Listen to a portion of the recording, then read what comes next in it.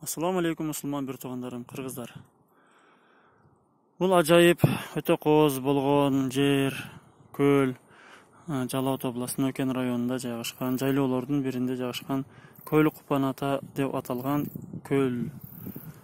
Бийиктиги 3000 километр деңиз деңгээлинен бийиктикте жайгашкан.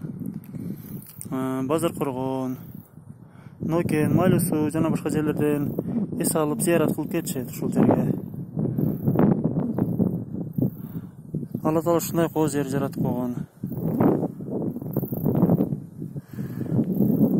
Эң өкүнүчтүүсү ушул көлгө келген адамдардын арасында ушул көлдөн бала сурап, балалуу болбогондор, жол ачышсын деп, башка нерсе ырым-жырым кылып, ушу бир нерсе үмүт кылып, тилек кылып келгендер да жок эмес экен.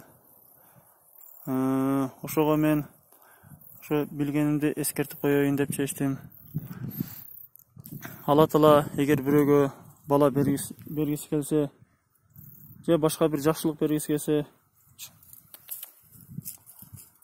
же эмне гана бергиси келбесин, Алла Таала эч нерсеге муктаж эмес. Алла Таала ушул алланын баарын жараткан, ушул көл жараткан, биз жараткан, баардыгын жараткан. Алла Таала мага эч кимди шерик кылбагыла деп Куран хадистерде айтат. Ким шерик кошконду Алла Таала кечирбейт, ширкти кечирбейт, калган баардык күнөөлөрүн Алла Таала кимге кааласа кечирип коет. Ошого суранарым, мусулман бир туугандарым, ушундай кооз жерге келгенде жөн эле салып кетиңиздер. Бир курбандык союп, анан ушул жерге биринчи атап, ушул жерден бала тилеп, анан чоң күнөөгө батпаңыздар. Өтө чоң күнөө. Алла Таала ширктен башкасын баарын кечирет, кааласа кимге кааласа. Алла Таала мага ширик менен келбегиле деп Алла Таала Куран хадистерде айткан. Ушундай кооз жер.